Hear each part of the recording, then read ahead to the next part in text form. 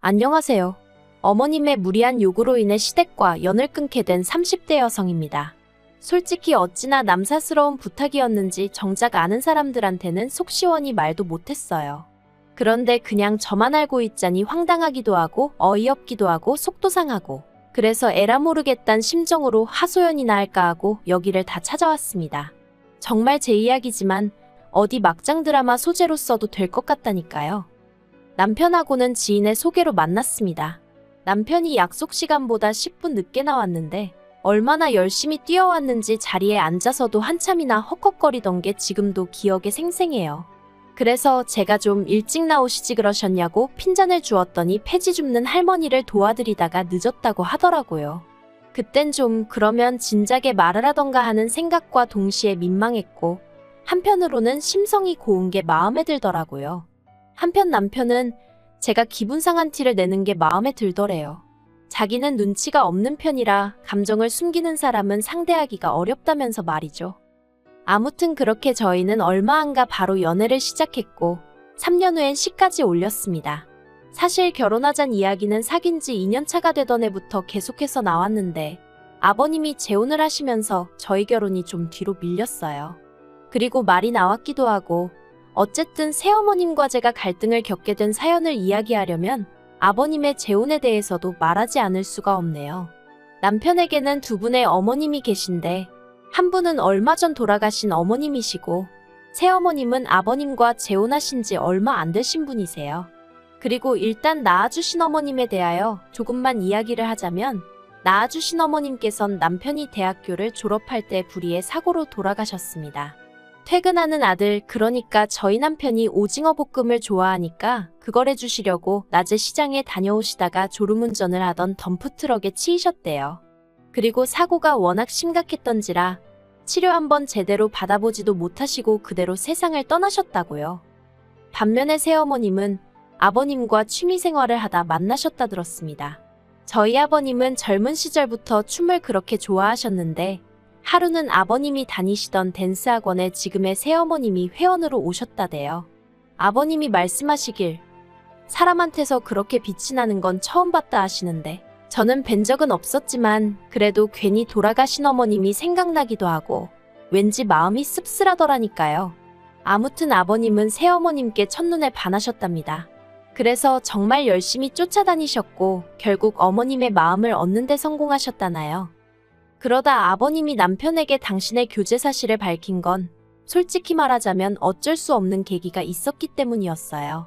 남편이 아버님 통장 정리를 하다가 3천만 원이란 큰돈이 비는 걸 알게 되었고 그 돈이 어디로 갔는지 혹시 무슨 사기라도 당한 건지 아버님께 말씀 좀 해보라며 어르고 달래다가 그 돈이 지금의 새어머님한테 흘러간 걸 알게 되었고, 당시에 놀랐던 남편은 아버님이 꽃뱀에게 당한 줄 알고 경찰에 신고해야겠다며 난리를 쳤던 모양이에요. 그러자 아버님이 꽃뱀이 아니고 여자친구라고 말씀하셨다는데, 아무튼 그래서 남편이 정말 충격이 이만저만이 아니었답니다. 그렇게 빨리 어머님을 잊으실 거라곤 상상도 못했다면서, 게다가 그 짠돌이 아버님이 여자한테 3천만 원씩 퍼줬다는 사실이 믿기지가 않았다나요. 그리고 저도 얼마 지나지 않아 새어머님을 뵙게 되었는데 그건 바로 제가 아버님께 정식으로 인사를 드리러 갔던 날이었습니다. 사귄 지 2년 만에 남편에게 프로포즈를 받고 이후로 본격적으로 결혼 이야기를 주고받게 되면서 당연히 아버님도 찾아뵙게 되었죠. 참고로 예전에도 식사는 두세 번 같이 한 적이 있었지만 그땐 어디까지나 여자친구였지 한 가족이 될지 안 될지는 모르는 상황이었어요. 그러니 딱히 특별한 대화를 나눈 것도 없었네요. 한편 약속 당일 자리에 나오신 아버님은 혼자가 아니셨습니다. 꽤나 젊어 보이는 여자분이 아버님 팔에 팔짱을 꼭 끼고 있었거든요. 이미 남편에게 들어 아버님께 교제 중인 여자분이 계시다는 건 알고 있었지만 제 예상보다 훨씬 젊은 여자분을 보고 좀 당황했던 게 사실이에요. 그리고 이건 저뿐만이 아니었습니다. 남편도 무척 놀란 눈치였거든요. 하지만 아버님만큼은 뭐가 그리 좋으신지 혼자서 싱글벙글. 아무튼 그렇게 네 사람이 마주 앉았고 이런저런 대화가 오가기 시작했습니다. 그런데 문제는 호칭이었어요. 아직 두 분이 결혼을 하신 게 아니니 어머님이란 호칭은 가당치도 않았고, 그렇다고 여사님이라고 부르자니 너무 젊고, 그렇다고 언니라고 할 수도 없고. 그리고 제가 이런 고민을 할 정도였으면 저희 남편은 어땠겠어요. 남편을 힐끗 쳐다봤는데 아니나 다를까 남편도 난처한 기색이 역력했습니다. 그래서 저희는 가능한 그분을 부르지 않고 조심스레 대화를 이어갔는데 그게 아무래도 아버님 눈에 무척이나 거슬렸던 모양이에요. 아버님이 굉장히 못마땅하신 표정으로 당신하고 진지하게 만나는 사람인 만큼 예를 갖추라고 호통을 치셨으니까요. 그런데 문득 그런 아버님을 보고 있자니 저도 짜증이 확 나는 거예요. 뭐랄까. 어쨌든 이 모임의 목적은 저를 소개하고 저희 둘의 결혼에 대해서 이야기를 나누는 것이었는데 아버님이 여자분과 같이 나오시면서 저나 저희 결혼에 대해서는 제대로 한마디 얘기도 못하고 그냥 상황 자체가 황당하더라고요. 하지만 그게 다가 아니었습니다. 그날 분위기가 어쨌건 간에 아버님이 결혼하지 말라 소리는 안 하셨기에 저희는 결혼을 허락받았다고 생각했고 그래서 천천히 하나씩 결혼 준비를 해나가기 시작했는데 며칠 후 난데없이 아버님께서 저희들을 집으로 오라셨습니다. 결혼에 대해서 할 이야기가 있다 하시면서 말이죠. 갑자기 내가 어디가 마음에 안 들기라도 하셨나? 결혼하지 말라는 건가? 뜬금없이 그런 연락을 받으니 정말 별의별 생각이 다 들대요. 그리고 제 불길한 예감은 어느 정도는 들어맞았습니다.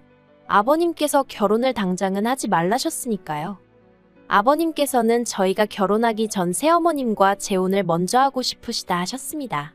그래야 저희가 결혼할 때 혼주석에 새어머님이 앉으실 수도 있고 화촉점화도 하고 비록 남편을 낳아주시고 길러주신 어머님은 아니지만 그래도 당신과 결혼하면 남편에게는 어머니가 되는 게 맞으니 기왕이면 그런 경사스러운 날 어머니 자리에 앉으면 좋지 않겠냐는 저로서는 납득 안 되는 이야기를 하시더라고요. 그래서 제가 그냥 비워두고 하는 게 그림이 좋지 않겠냐고 한마디 했는데 아버님께서 그건 제가 정할 문제가 아니라면서 저더러 조용히 하라셨어요. 제 결혼식인데 저는 말할 권리가 없다니 어처구니가 없었죠. 아무튼 그래서 결국 아버님이 먼저 식을 올리셨습니다. 아버님은 재혼이셨지만 새어머님은 초혼이란 이유로 식도 정말 거하게 치르시대요. 솔직히 저는 아버님이 새로운 출발을 하시겠다는 게 잘못된 건 아니지만 그래도 이렇게까지 삐까뻔쩍하게 할 일인가 싶은 게 제가 꽉 막힌 건진 몰라도 왠지 남들 보기가 좀 그렇더라고요. 정작 당사자인 아버님은 신이 나서 그런 건 안중에도 없으신 눈치였지만요. 남편도 이때는 자포자기한 눈치였어요. 말린다고 말려질 분들도 아니고 그러니 좋은 게 좋은 거라고 두 분 금슬 좋은 게 어디냐? 노년에 마음 맞는 사람하고 같이 늙어가는 것도 복이지 않냐? 우리 아버님은 참으로 복받으신 양반이다 그렇게 생각하자 했죠. 그리고 정확히 1년 뒤 저희도 마침내 식을 올렸습니다. 그런데 아버님이 저희 결혼할 때 1억을 준다 하셨는데 막상 때가 되니까 얼렁뚱땅 횡설수설하시며 딱 3천 주시더라고요. 그리고 저희도 사람인데 1억 주신다 소리를 정말 거짓말 좀 못해서 100번은 하시던 분이 3천만 주시니 처음엔 서운한 마음이 들더라고요. 아무튼 그렇게 주신 돈에 친정에서 주신 돈, 그리고 남편과 제가 각각 모은 돈까지 합하여 집 구하고 그렇게 신혼살림을 시작했습니다. 이후로 한동안은 아무런 불만 없는 날들의 연속이었어요. 다른 시집간 친구들은 시부모님이 툭하면 보자고 한다고 그래서 남편이랑 둘만의 시간이 없다부터 시작해서 친정 갈 틈이 없다 매일같이 시부모님을 만나니 같이 사는 기분이다. 정말 별의별 소리를 다 했었는데 그 모든 게 저에게는 하나도 해당되지 않았거든요. 왜냐하면 아버님과 새어머님 두 분이서 사이가 워낙 좋으시다 보니 아들 며느리가 필요가 없으셨어요. 어쩌다 저희가 식사 같이 하자고 먼저 연락이나 드리면 그때나 한번 볼까 말까였지. 먼저 찾아오시고 그런 것도 없으셨습니다. 그리고 여담이지만 아버님 말씀이 집에서 아무것도 안 하고 새어머님만 보고 있어도 좋다 하셨거든요. 그러자 남편이 씁쓸한 표정으로 돌아가신 어머님 생각은 이제 하나도 안 나는가 보다고. 어쩌면 저렇게 환하게 웃으실 수 있는지. 내 아버지지만 신기하기도 하고 그렇다고 그러대요. 그래서 제가 남편더러 그랬죠. 언제까지 처져 계시는 것보다야 낫지 않냐? 어떤 상황이든 좋은 쪽으로 보고 좋은 쪽으로 생각하자고요. 그런데 이걸 정말 어떻게 말을 해야 하나 싶은데 제가 결혼한 지 반년 만에 아이를 가졌거든요. 그래서 양가에 알리고 축하받고 난리도 아니었는데 정확히 2달 후에 새어머님도 아이를 가졌다는 소식이 들려왔습니다. 처음 그 이야기를 듣고는 전 제 귀를 의심했어요. 아버님 연세가 있는데 어떻게 아이가 생겼다는 건지, 그게 가능한 건가? 정말 별별 생각이 다 들더라니까요. 아무튼 그래서 저와 어머님이 거의 2달 차이로 출산도 같이 했어요. 기분이 좋지가 않았죠. 그냥 모르겠어요. 신경 쓰지 않으려고 해도 어머님이 뒤에서 계속 쫓아오는 기분이었다고 해야 할지. 그리고 곰곰이 되짚어 볼수록 이게 보통 일이 아니더라고요. 어쨌든 비록 엄마는 다르지만 남편에게는 동생이고, 그럼 저에게는 아가씨인데, 저랑 30살도 넘게 차이나는 어린애한테 아가씨 소리를 해야 한다고 생각하니 처음 새어머님 만났을 때 뭐라고 불러드려야 하나 고민할 때랑은 비교도 안 되게 속이 답답하더라고요. 게다가 또 저희 딸한테는 아가씨가 나이는 동갑인데 호칭은 고모더라고요. 잘못된 건 아니었지만 애 입장에선 퍽이나 난처하겠구나 싶었죠. 하지만 이게 전부가 아니었습니다. 저를 더 미치게 만든 일은 이후에 벌어졌으니까요. 어머님이 워낙에 노산이시다 보니 고생을 많이 하신 건 사실이에요. 그렇게나 자연분만을 하고 싶어 하셨는데 병원에서 안 된다고 해서 제왕절개 하셨고, 그 와중에 피를 너무 많이 흘려서 수혈도 받으시고. 그런데 그건 냉정하게 말하면 어머님 사정이잖아요. 그걸 제가 어떻게 보상해드릴 일은 아니었다는 거죠. 하지만 어머님은 너무너무 힘드셨다면서 조리원에서 나오시기가 무섭게 저희 집을 찾으셨고, 저더러 아이 하나 키우나 둘 키우나 다를 게 뭐가 있냐며 쌍둥이 애들 키운다 생각하고 어머님 딸, 그러니까 아가씨랑 저희 애를 저더러 도맡아 키우라셨습니다. 황당하대요. 그 자리에는 아버님도 계셨고 남편도 있었지만 그런 새어머님의 말도 안 되는 이야기를 제지하는 사람이 없다는 것도, 그리고 별일 아니라는 듯이 얘기하는 새어머님도 다들 제정신이 아닌 것 같았어요. 생각할수록 화나고 열받고 황당하고, 도무지 단어 하나로는 그때 제 안에서 끓어오르던 분노를 표현할 수가 없네요. 그래도 저는 최대한 좋게 거절하려 했습니다. 그저 저희 애 하나 키우는 것도 지금 힘들어 죽겠는데 아가씨까지 제가 어떻게 키우냐. 제 입장도 생각 좀 해달라. 그렇게만 얘기했죠. 그랬더니 아버님이 며느리도 자식인데 효도해야 할 거 아니냐입니다. 그러면서 네 시어머니 고생하는 거 안 보이냐고, 고생을 해도 젊은이가 해야지 시어머니더러 하게 하는 게 맞냐고 화를 내시는데, 아니 그 고생 저 때문에 하시는 거 아니잖아요? 막말로 저희 애를 대신 낳아주신 것도 아니고. 그래서 아버님더러 두 분이 좋아서 낳으셔놓고 왜 저한테 이러시냐, 억지 좀 쓰지 마시라 했죠. 그리고 결국 어떤 결론도 나지 않은 채로 저와 남편은 집으로 돌아왔습니다. 그리고 저는 이 정도로 싫다는 의사를 밝혔으니 아버님이든 새어머님이든 더는 이 일로 저를 힘들게 하지 않으실 줄 알았고요. 그런데 정말 답이 안 나온다는 게 이런 걸 말하는 거였을까요? 모처럼 날씨가 좋았던 주말이었습니다. 남편하고 같이 밀린 집안일도 하고 애도 보고 그러고 있었는데 시부모님이 연락도 없이 아가씨를 데리고 왔더라고요. 그리고는 단판을 지으러 왔다며 정말 아가씨 안 키워줄 거냐입니다. 어찌나 태도가 당당하던지 저는 무슨 빚쟁이가 돈 받으러 온 줄 알았다니까요. 제가 몇 번이나 말씀드렸다. 못 봐드린다 했습니다. 그랬더니 아버님이 그러면 당신 죽을 때 재산은 전부 다 아가씨한테 줄 거고 저희 남편에게는 땡전 한 푼 안 줄 거라며 그래도 상관없냐는 거예요. 정말이지. 아버님한테 이런 표현은 쓰고 싶지 않았지만 치사하고 더럽고. 그런데 그때 남편이 이미 재혼하시고 결혼자금 줄여서 주실 때 어느 정도는 눈치챘다며 안 주셔도 된다고 딱 자르더라고요. 저희들 능력으로도 얼마든지 먹고 살만하다면서 이렇게 돈 몇 푼으로 자식들 굴복시키려고 하시는 거 이거 보기 안 좋다며 이런 이야기라면 앞으로 꺼내지 마시라고 정말 딱 잘라버리더라니까요. 그러자 아버님도 더는 꺼내 보일 패가 없으셨는지 그때부턴 그냥 욕만 계속하셨어요.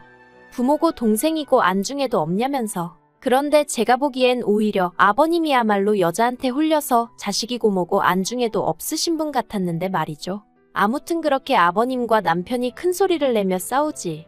새어머님은 아버님 뒤에 숨어서 괜히 서럽내서 오나네 소리나 하고 있지. 애들은 울지. 정말 정신이 나가는 줄 알았습니다.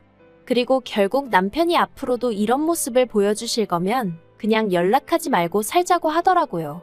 자기가 기억하는 아버지는 이런 사람이 아니었다면서. 그리고 이후로는 정말 어떠한 연락도 오고 가질 않고 있어요. 그리고 저는 솔직히 이 상황 자체가 마음이 편하지만은 않아요. 제가 조금만 마음을 넓게 썼더라면 그래도 부자지간이 연을 끊는 일은 없지 않았을까 하는 생각도 들고. 하지만 그래도 여전히 아가씨를 키운다는 건 엄두가 나지 않네요. 그리고 누가 그러더라고요. 일단 제가 키우기 시작하면 결국 저희 딸이 어떤 식으로든 치이게 될 거고 나중엔 막말로 아가씨 몸종되는 거라고. 그리고 그 이야기를 들으니 아닌 게 아니라 소름이 쫙 끼쳤어요.